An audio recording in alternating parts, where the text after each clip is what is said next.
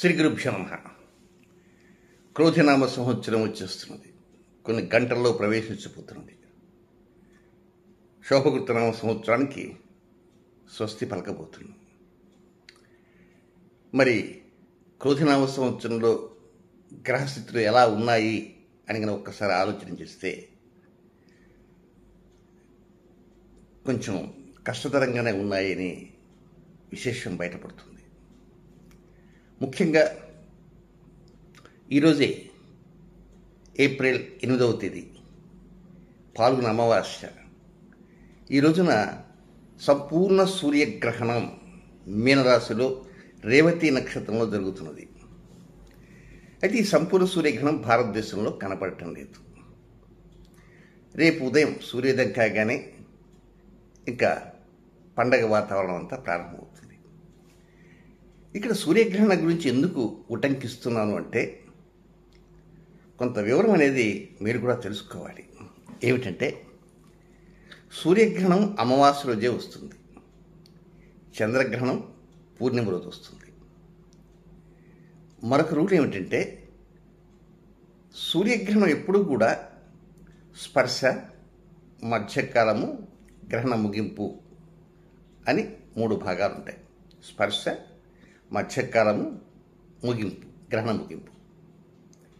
ఇందులో మధ్యకాలము అని మనం ఏ సమయం అయితే ఉంటుందో చూస్తుంటామో కరెక్ట్గా ఆ మధ్యకాలమే అమావాస్య ఎండింగ్గా ఉంటుంది. చాలామందికి తెలియకపోవచ్చు ఈ విషయం. సూర్యగ్రహణ మధ్యకాలము ఈజ్ ఈక్వల్ టు అమావాస్య ఎండింగ్. అలాగే చంద్రగ్రహణ మధ్యకాలము ఈజ్ ఈక్వల్ టు పూర్ణిమ ఎండింగ్. అవును కదా, ఇది రూల్. మరి ఈరోజు రాత్రి 11:50 వరకు పాల్గొన అమావాస్య ఉన్నది. 11:51 నుంచి చైత్ర శుక్ల పాడ్యమి ఘడియలు ప్రారంభమవుతాయి. గ్రహణం భారతదేశంలో కనపడకపోయినప్పటికీ ఆ గ్రహణ మధ్యకాలము అమావాస్య ఎండింగ్ నుంచి పాడ్యమి ఘడియల పైన ఉంటుంది. అంటే రాత్రి 11:51 దగ్గర నుంచి గ్రహణ మధ్యకాలము పాడ్యమి పైన ఉంటుంది. మనకు రాత్రి 11:50 అంటే రాత్రి సమయం కనుక సూర్యుడు కనపడ్డు. కానీ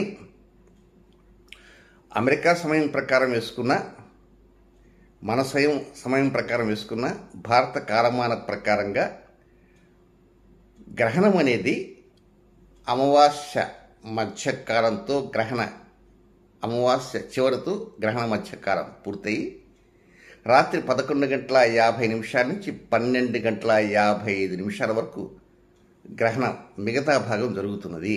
అంటే పాడ్యమి ప్రారంభమైన తర్వాత 65 నిమిషాల పాటు గ్రహణం జరిగింది. That is main point. 9వ తేదీ పండుగ జరుపుకుంటున్నాం. 8వ తేదీ అర్ధరాత్రి 11:50 పాడ్యం ప్రారంభమైంది. 12:55 దాకా గ్రహణం ఆ పాడ్యమ ఘడియల్లో జరుగుతుంది.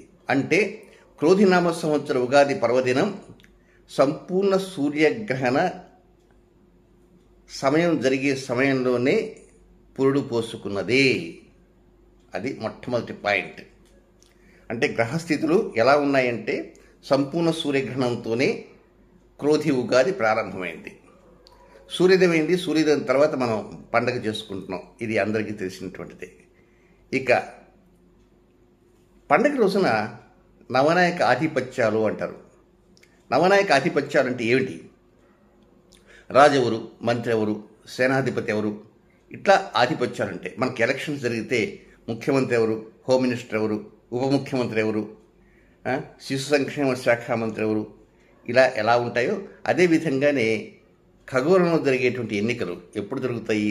రేపే 9వ తేదీ ఉగాది రోజునే.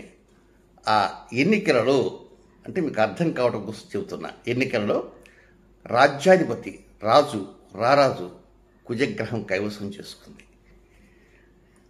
కుజుడు రాజుగా ఉంటున్నాడు. ఇక మంత్రి ఎవరు అంటే శని.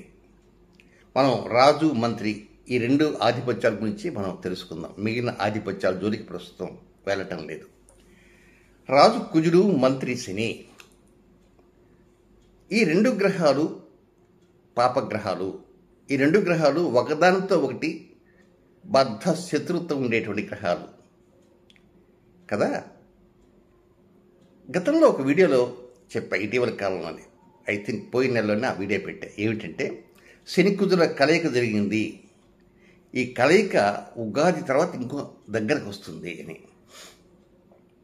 అంటే 9వ తేదీన ఉగాది జరుగుతుంటే ఆ ఉగాది రోజున రాజు కుజుడు కావటము, మంత్రి శని కావటము జరుగుతుంటే ఉగాది వెళ్ళిన 2వ రోజున అంటే 10వ తేదీ, ఎల్లుండే 10వ తేదీన కుంభరాశిలో 20వ డిగ్రీలో శని మరియు కుజుడు ఈ రెండు గ్రహాలు జాయింట్ అయిపోతాయి. అంటే ఒక బిందువు వద్ద రెండు కక్షలు దగ్గరికి వచ్చేస్తాయి.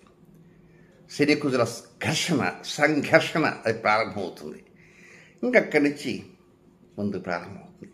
ఏప్రిల్ 23వ తేదీ వరకు ఈ కలయిక ఇలాగే జరిగి ఏప్రిల్ 23 నుంచి కుజుడు కుంభరాశిని వదిలి మీన రాశి వెళ్ళిపోతాడు. ఇక్కడ మనం ఆలోచన చేయవలసింది ఏమిటంటే, క్రోధినామ సంవత్సర రారాజుగా ఉన్నటువంటి కుజుడు కుంభరాశిలో అంటే శత్రుక్షేత్రంలో ఆయన ప్రమాణ స్వీకారం చేశాడు. ఇక రాజైన మంత్రి తన యొక్క సొంత క్షేత్రంలో, స్వక్షేత్రం, ఆ కుంభరాశిది శనికి స్వక్షేత్రం, ఆ స్వక్షేత్రంలో ప్రమాణ స్వీకారం చేశాడు. ఓకే, బాగుంది. ఇక్కడ కుజుడు శత్రుక్షేత్రంలో ఉంటూ ప్రమాణ స్వీకారం చేసి ఏప్రిల్ 23వ తేదీ తర్వాత రాశికి వెళ్ళి అక్కడ రాహువుతోటి కలుస్తాడు. కుజుడు శని ఎంత శత్రుత్వంతో ఉండే గ్రహాలు, అలాగే రాహువు కుజుడు కూడా అంతే శత్రుత్వంతో ఉండే గ్రహాలు. అంటే కుజరాహు బంధనం, నాగబంధనం అంటారు. అంటే రాజు అక్కడ రాహువుతోటి కలిసిపోతాడు, బంధనంలో పడిపోతాడు. ఆ విధంగా జూన్ నెల 1వ తేదీ వరకు ఆ బంధనం కొనసాగుతుంది. జూన్ నెల 1వ తేదీ నుంచి ఆయన మేషరాశిలో వెళ్ళిపోతాడు రాజు. అది ఆయన సొంత ఇల్లు. అమ్మయ్య, తన యొక్క గూటికి చేరాడు అనుకుంటాం. ఈ ఉగాది మొత్తం ప్రారంభం రోజు నుంచి తిరిగి పూర్తయ్యే వరకు, అంటే రాబోయే 2025వ సంవత్సరం మార్చి 29వ తేదీ వరకు, అంటే 350 రోజుల పాటు కొనసాగుతుంటుంది. ఈ 355 రోజుల పాటు కొనసాగేటువంటి ఈ క్రోధి ఉగాది నూతన సంవత్సరాది మొత్తం రోజులలో శని మాత్రం తన యొక్క క్షేత్రంలోనే అలాగే కూర్చొని ఉంటాడు. తన క్షేత్రంలో తిరుగుతుంటాడు. పూర్వాభాద్ర నక్షత్రంలో ఉంటాడు. శతభిషం పూర్వాభాద్ర. 2025 మార్చి 29తో సంవత్సరం అయిపోతుంది. అదే రోజున శని పక్క రాశి వెళ్ళిపోతాడు. అంటే రాబోయే విశ్వావసనామ సంవత్సరం మొదటి రోజు కల్లా శని మీనరాశిలో ఉంటాడు. అంటే ఈ మొత్తం 355 రోజుల్లో శని తన సొంత ఇంట్లో నుండి పరిపాలన సాగిస్తుంటే కుజుడు ఏం చేస్తున్నాడంటే, ఆయన 12 రాశులు తిరగలే. కేవలం కుంభరాశిలో ఏప్రిల్ 23 దాకా ఉన్నాడు. అక్కడి నుంచి మీన రాశిలో జూన్ 1 దాకా ఉన్నాడు. మేషరాశిలో జూలై 12 దాకా ఉన్నాడు. అక్కడి నుంచి వృషభ రాశి, మిథున రాశి పోయి కర్కాటక రాశిలో నీచ స్థితిలో పడిపోయి అక్కడ ఆయన స్తంభించి కాలుగాల పిల్లిలాగా మళ్ళా వెనక్కి తిరిగి మిథున రాశిలోకి వచ్చాడు. అంటే కుంభం, మీనం, మేషం, వృషభం, మిథునం, కర్కాటక, కేవలం 6 రాశుల్లోనే ఆయన కొనసాగాడు. 6 రాశుల్లో కూడా శత్రువులతో ఎదుర్కొంటూ కొంతకాలం కొనసాగింది. ఆ తర్వాత నీచ స్థితిలో పడిపోయాడు. ఆ తర్వాత స్తంభించిపోయాడు. అంటే 12 రాశులు ఆయన తిరగలేదు. ఇది కూడా నోట్ డౌన్ చేసుకోవాలి. అంటే ఏప్రిల్ 23వ తేదీన ఉగాది వస్తున్నదంటే శనితో కలయిక, రాహువుతో కలయిక, తర్వాత తన సొంత గూటికి చేరాడు అని చెప్పాను కదా. ఎప్పుడు జూన్ 1వ తేదీ సొంత గూటికి చేరినా శని యొక్క చూపు ఆ గూటి మీద పడింది జూలై 12 దాకా. అంటే ఏప్రిల్ 9 రేపటి నుంచి జూలై 12వ తేదీ వరకు రాజుకి ఆ శత్రువు యొక్క కలయికలు, శత్రువు యొక్క చూపులతోటే సతమతమైపోయినాడు. ఎలాంటి విశిష్టతలు ఇవ్వలేనటువంటి స్థితిలో రాజున్నాడు. దీన్ని బట్టి ఏమర్థమవుతుందంటే, క్రోధినామ సంవత్సరం ప్రారంభం నుంచి జూలై 12వ తేదీ వరకు రాజు శత్రువులతో బందీ కావటం కాకుండా ఎలాంటి సహాయ సహకారం అందించలేకపోయాడు. అంటే భారతదేశంలో అటు కేంద్ర ప్రభుత్వం కావచ్చు, రాష్ట్ర ప్రభుత్వాలు కూడా ఉంటాయి. కానీ ఈ రాష్ట్ర ప్రభుత్వాలు, అటు కేంద్ర ప్రభుత్వం, ఈ పాలకులుగా ఉండేటువంటి వారు ప్రజలకి గొప్పగా పాలన అందించలేకపోతారు.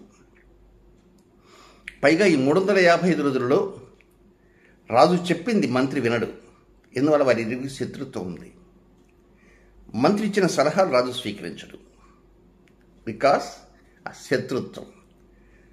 దీని కారణంగా మనకు అర్థమయ్యేది ఏమిటంటే, పాలకులు ఒకరికి ఉన్నటువంటి శత్రుత్వ కారణంగా పరిపాలన సజావుగా సాగుతూ తేలిపోయింది.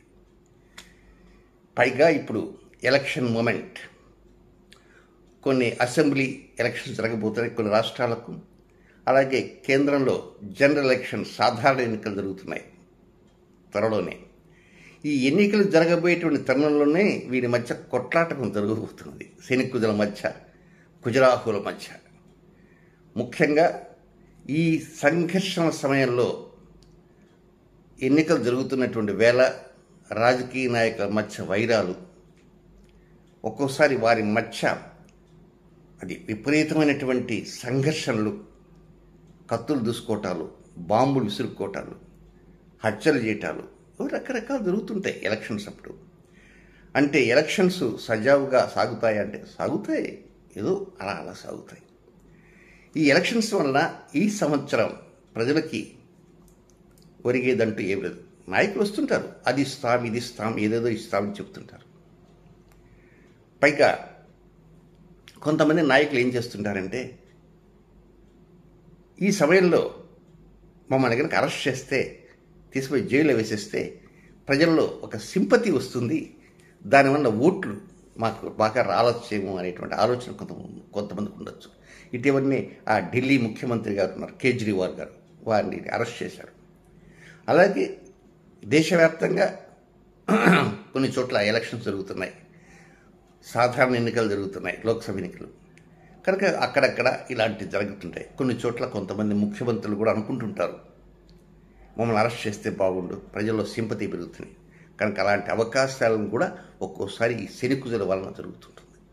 సో ఏదేమైనప్పటికీ కూడా మనకు ఈ ఎన్నికలు సజావుగా సాగినను సాగకపోయినను ఈ ఎన్నికల వలన ప్రజలకు ఒరిగిందంటూ ఏమీ లేదు. ప్రజారంజకంగా పరిపాలన ఉండదు అనే విషయాన్ని స్పష్టంగా తేలిపోయింది. ఇక మంత్రిగా శని ప్రమాణ స్వీకారం చేసిన కారణంగా ప్రజలెవరు గొప్పగా ఆనందంగా ఉండలేకపోతుంటారు.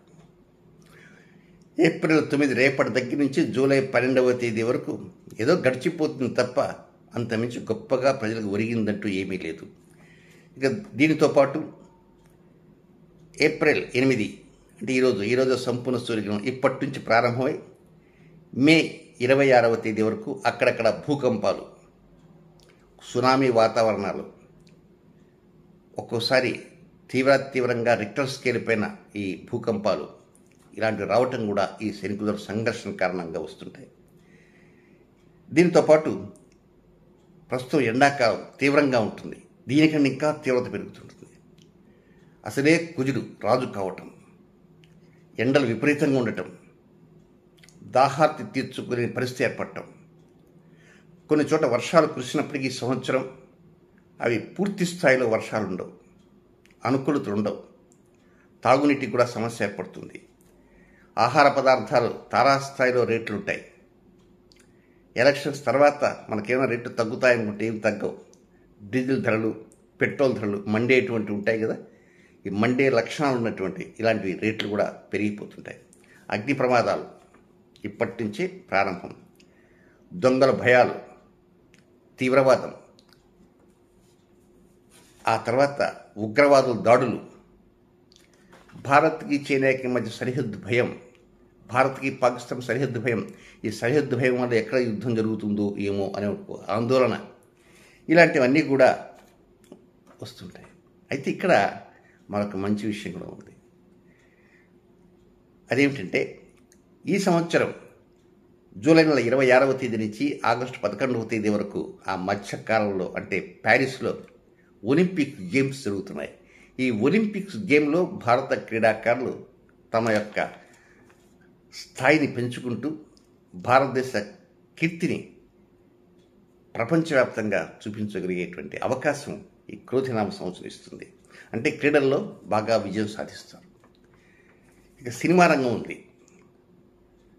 సరే, ఆ సినిమా రంగం అంటే రాష్ట్రాలలో సినిమా తారలు ఉంటారు, అటు ఉత్తర భారతంలో సినిమా తారలు ఉంటారు. కొంతమంది తారలు ఈ భూలోకాన్ని విడిచి వెళ్ళిపోతారు. కొంతమంది తారలకి ఆ సినిమా రంగంలో కానీ సినిమా రంగంలో నిష్ణాతులైనటువంటి బ్యాక్గ్రౌండ్ ఉండేటువంటి వారు కానీ ఏదైనా ఒక అంతర్జాతీయ స్థాయిలో ఒక పెద్ద గుర్తింపు అనేది కూడా లభిస్తుంది. అది కూడా మంచి ప్లస్ పాయింట్. అలాగే మీడియా, జర్నలిజం, స్టాక్ మార్కెట్, ఈ మూడింట్లో ఒక పెద్ద స్కామ్ జరిగిన కారణంగా కూడా అది అంతర్జాతీయ స్థాయిలో తీవ్రమైనటువంటి విమర్శలకి గురవుతుంటుంది. కనుక ఒక విధంగా ఈ క్రోధినామ సంవత్సరం ఉగాది ప్రారంభం నుంచి గ్రహస్థితులన్నీ వ్యతిరేకంగా ఉన్నాయి. గొప్పగా అనుకూలంగా పరిస్థితులు ఉంటాయి అనేది మాత్రం ఊహాజనితమే. ఇక ప్రతివారు కూడా తమ రాశికి ఎంత ఆదాయం ఉంటుంది, ఎంత వ్యయం ఉంటుంది, ఎంత రాజ్యపూజ్యం ఉంటుంది, ఎంత అవమానం ఉంటుందని యోచన చేస్తుంటారు. ఉగాది వస్తుందంటే అందరికీ సరదాగా ఉంటారు, తెలుసుకుందాం అనేటువంటి ఒక ఉబలాటం. అయితే దానికి ముందుగా నేను ఒక మాట కూడా చెప్తున్నాను, అంతకుముందు కూడా చెప్పాను. పంచాంగంలో ఉండేటువంటి ఆదాయాలు వ్యయాలు చూసి మోసపోకండి. ఇవి శాస్త్రీయం కానే కావు. ఒక సంవత్సరానికి ఆదాయము వ్యయము ఎలా నిర్ణయిస్తారు అంటే కలియుగం పుట్టినప్పటి నుంచి కలియుగం పూర్తయ్యేంత వరకు ముగిసే వరకు ఉగాది ఏదో ఒక వారం వస్తూనే ఉంటుంది. ఆదివారమో, సోమవారమో, మంగళవారం, బుధ, గురువు, శుక్ర, శని వస్తుంది కదా. సోమవారం వచ్చిందంటే ఆదాయం ఎంత, వ్యయం ఎంత, మంగళవారం వస్తే ఆదాయం ఎంత, వ్యయం ఎంత పట్టిక ఉంటుంది మాకు. ఆ పట్టిక ప్రకారం గుద్దిబారేస్తుంటారు. అంతే తప్ప ఈ సంవత్సరంలో గ్రహస్థితి ఇలా ఉన్నాయి చూసారా. ఇప్పుడు మనం చెప్పాం కదా, శని కుజుల సంఘర్షణ ఉంది. ప్రారంభం రోజు నుంచే సంఘర్షణ ప్రారంభమవుతుంది. రెండవ రోజు ఇద్దరు కలుస్తున్నారు. ఆ తర్వాత నాగబంధనం, ఆ తర్వాత తీవ్రమైనటువంటి చూపు, శని యొక్క చూపు జూలై 12 వరకు. ఆ రాజు వచ్చేసి ఆయనకి కాళ్ళిరిగి నీచబడి మళ్ళా స్తంభించిపోవటం, వెనక్కి రావటం.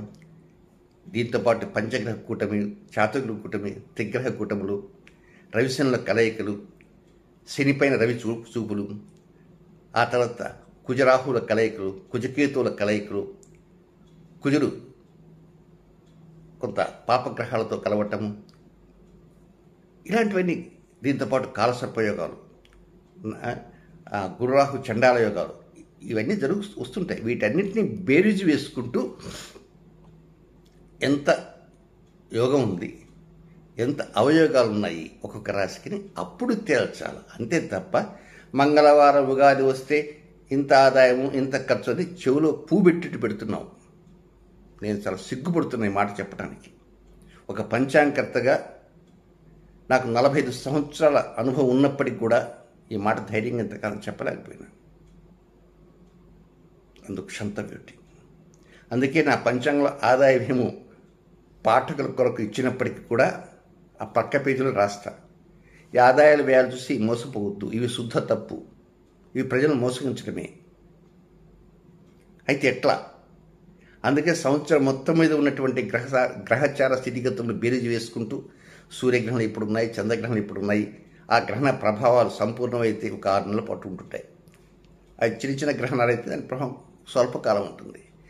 దీని అంతా బేరీజు వేసుకొని ఒక్కొక్క రాశికి ఎంత శాతం అనుకూలము అని ఒక నిర్దిష్టమైనటువంటి సంఖ్యని నేను తెలియజేస్తున్నాను. ఈ మాట ఎందుకు చెబుతున్నానంటే ఉగాది రోజున సూర్యోదయం నుంచి వీడియోలు వరుసగా ఉంటాయి కనుక ఏ రాశికి ఏ స్థితిగతులు ఎలా ఉన్నాయి, ఆ అనుకూల శాతం ఎంత, ప్రతికూల శాతం ఎంత, ఆ వివరాలు కూడా తెలియజేస్తాను. ఓవరాల్గా చెప్పాలంటే క్రోధినామ సంవత్సరం మీద పెద్ద ఆశలు మాత్రం ఉంచుకోవద్దు. ఇది ప్రపంచవ్యాప్తంగా ఆ శనికుజుల సంఘర్షణ. ఉగాది అంటే ఎక్కడెక్కడ జరుపుకుంటారు? ఆంధ్ర, తెలంగాణ, మహారాష్ట్ర, కర్ణాటక రాష్ట్రాల్లోనే ఈ ఉగాది జరుపుకుంటారు. కానీ ఖగోళంలో ఈ రెండు గ్రహాల కలయిక ప్రపంచవ్యాప్తంగా దీని ప్రభావం చూపుతూనే ఉంటుంది. కేవలం ఆంధ్రప్రదేశ్లో, తెలంగాణలో, కర్ణాటకలో, మహారాష్ట్రలో చూపడం కాదుండే, ప్రపంచవ్యాప్తంగా ప్రభావం ఉంటూనే ఉంటుంది. కనుక రాశి ఫలితాలలో ఏ రాశుల వారికి ఎంతెంత అనుకూలతలు ప్రతికూలతలు చెప్పుకుంటూ ఏ సమయం నుంచి ఏ సమయం దాకా ఏ విషయంలో జాగ్రత్తలు తీసుకోవాలి అనే విషయం కూడా తెలియజేస్తాను. కొన్ని శాటిలైట్ ఛానల్స్ కూడా నేను చెప్పాను. అక్కడ ఇంత లోతుగా చెప్పేంత సమయం ఉండదు. కేవలం ఒక రాశిని గురించి 3 నిమిషాల్లో చెప్పాలి. మేషరాశి గురించి 3 నిమిషాలు ఏం చెప్తాము? కనుక క్లుప్తంగానే చెప్పాను. భక్తి టీవీలో ఉంది, క్లుప్తంగానే ముగించా. కానీ ఒక్కొక్క రాశి గురించి చెప్పాలంటే అర్ధగంట పైన ఉంటుంది ఓవరాల్ సంవత్సరం అంతా.